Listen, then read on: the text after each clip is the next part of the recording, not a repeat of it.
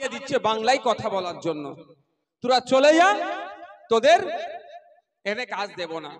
আমি উড়িষ্যার কথা এই জন্যই বলছি, পার্শ্ববর্তী রাজ্য তো নাকি আমাদের কাছ থেকে উড়িষ্যার কাছে, দীঘা পার হলেই তো নাকি। মহারাষ্ট্রে হচ্ছে, হরিয়ানাতে হচ্ছে, সাউথ ইন্ডিয়াতে হচ্ছে, ইদানিং কালে সাউথ ইন্ডিয়াতেও শুরু হয়ে গেছে। ব্যাঙ্গালোরে কংগ্রেসের সরকার চলছে, ওখানে 5টা পরিবার আমাদের ওয়ার্কিং প্রেসিডেন্ট শামসুর আলী মল্লিকের সাথে স্যারকে ফোন করছে, স্যার নলেজ সিটিতে আমার বাচ্চাটাকে ভর্তি করিয়ে দেবেন মাঝপথেই, কারণ আমরা ব্যাঙ্গালোরে আছি, এখান থেকে আমাদের তাড়িয়ে দিচ্ছে, বলছে তুই এখানে ব্যবসা করতে পারবি না। কিন্তু ব্যাঙ্গালোরে তো আমার ছেলেটাকে পড়াচ্ছিলাম, মাঝপথে তো কোনো জায়গায় নাও নিতে পারে স্কুলের, অন্তত নলেজ সিটিকে বড় ভাইজানকে বলে অন্তত আমার ছেলেটাকে ভর্তির ব্যবস্থা করে দিন। অর্থাৎ সেখান থেকে সে কাজ ছেড়ে পালিয়ে আসছে। এর ওষুধ আছে না নেই ভাই? এর ওষুধ আছে, এগুলো টোটাল বন্ধ হয়ে যেত। কিন্তু ওষুধটা দেওয়ার দায়িত্ব তো আমার না, দেননি আপনারা। যদি আপনারা আমাদেরকে এই রোগের ঔষধ দেওয়ার দায়িত্ব দিতেন, তাহলে উড়িষ্যায় একটাও বাঙালি শ্রমিকদের দিকে তাকাবার সাহস থাকতো না উড়িষ্যার মানুষের। যদি দায়িত্ব দিতেন আমাদেরকে, মহারাষ্ট্রে যেভাবে সোমনাথ দেবনাথকে খুন করেছে, ওই খুন করার সাহস পেত না। হরিয়ানাতে যেভাবে সাবির মল্লিককে খুন করেছে, খুন করার সাহস পেত না। আপনার রাজস্থানে যেভাবে আফরাজুলকে খুন করেছে, খুন করার সাহস পেত না। আমি দায়িত্ব নিয়ে বলছি, যদি এই ওষুধ দেওয়ার দায়িত্বটা আমাদের দিতেন। কিন্তু দুর্ভাগ্য, ভোট এসে গেলে তো আপনাদেরকে যে মলি সাহেব যেটাই বুঝাই ভাবেন সেটাই ঠিক, আর আমরা গরু ছাগল, আমরা ভুল বলছি। হ্যাঁ, গরু ছাগল এই জন্যই বলছি আমি ভাই। আরে কি বলবো আপনাদের, বলে দিচ্ছে বিজেপিকে আটকাতে হবে, তৃণমূলকে ভোট দাও। ভালো কথা দিলে, বিজেপির বাপের ক্ষমতা ছিল নি আব্দুল করিমের বাড়িতে জগন্নাথ মন্দিরের প্রসাদ পাঠানোর, দিচ্ছে তো সাইজ করে মমতা ব্যানার্জি। আপনাদের কেমন লাগছে? খাও, কেমন লাগছে? ভোটের সময় মলি সাহেব তুমি গুতাগুতি করছে মসজিদের সাইডে, যে কোন স্টেজ থেকে ভোট ভাগাভাগি করা যাবে না, বিজেপি চলে আসবে। বিজেপি চলে আসলে কি করবে বলো? কি করবে? কিন্তু বিজেপিকে আটকে আপনি কি করছেন?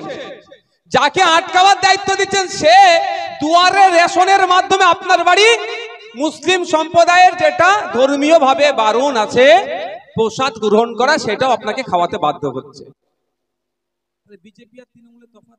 আচ্ছা আপনি বলুন, কালকে যদি তৃণমূল বলে, আচ্ছা প্রসাদের বলে আমি শুধু বিরোধিতা করছি না, কালকে যদি মমতা ব্যানার্জি বলে আপনার ভোট পাওয়ার জন্য সামনের কুরবানির সময় গরুর গোশ সব ভোটারদের বাড়ি বাড়ি পাঠাবো, এটা আমি কি মানবো? এটা আমি চরম বিরোধিতা করব। কারণ সরকারের কাজ নয় গরুর গোশ বাড়িতে বাড়িতে পাঠানো, জগন্নাথ ধামের প্রসাদ বাড়িতে বাড়িতে পাঠানো। সরকারের কাজ হওয়া দরকার ছিল ওয়ান ফ্যামিলি ওয়ান জব, প্রতিটা বাড়ি থেকে একটা করে সদস্যকে চাকরির ব্যবস্থা করা। সেটা ব্যর্থ হয়েছে। ব্যর্থতা ঢাকার জন্য আপনার বাড়ি প্রসাদ পাঠাচ্ছে, কোনদিন আপনার বাড়ি গরুর গোশ পাঠানো। যে মলি সাহেব গুলো ছিল, সেই মলি সাহেবদের মুখে আজকে কথা নাই। আমি আশা করব সেই মলি সাহেব গুলো বলিষ্ঠ কণ্ঠে মমতা ব্যানার্জিকে বার্তা দেবে এবং মমতা ব্যানার্জি এই কাজকে প্রকল্পকে বন্ধ করবে। অ্যাকচুয়ালি এটা কিন্তু ব্যাপার কি জানেন, শুনলাম 42 কোটি টাকার এটা প্রজেক্ট, 42 কোটি টাকা খরচ হচ্ছে। অ্যাকচুয়াল আপনার প্রসাদটাও বাড়িতে পাঠানোর ব্যাপার নয়, 42 কোটি টাকা থেকে 50% 21 কোটি টাকা তো পকেটে ভরতে হবে। এই হচ্ছে ব্যাপার। মাদ্রাসার কম্পিউটার টিচার যারা আইসিটি, তারা দীর্ঘকাল মাইনে পাচ্ছে না। আপনার আমার বাড়ির ছেলে যারা মাদ্রাসায় পড়াশোনা করে, কম্পিউটার যারা শেখায়, সে টিচারদের মাইনে দিচ্ছে না, উল্টে 42 কোটি টাকা খরচ করে এই কাজটা করছে। আপনার আমার ছেলেদেরকে যারা বৃত্তিমূলক শিক্ষা দেয়, কেউ 18 মাস ল্যাব অ্যাসিস্ট্যান্ট, তারা মাইনে পাচ্ছে না, কিন্তু আপনার বাড়ি প্রসাদ পাঠানোর জন্য তৎপরতা দেখাচ্ছে। কারণটা কি? যদি আপনার ছেলে কম্পিউটার শিখে যায়, আপনার ছেলে যদি শিক্ষিত হয়ে যায়, ওর হয়ে বোম বাঁধবে কে? ওর হয়ে মারামারি করবে কে? ওর হয়ে খুনোখুনি করবে কে? ওর হয়ে বুথ দখলটা করবে কে?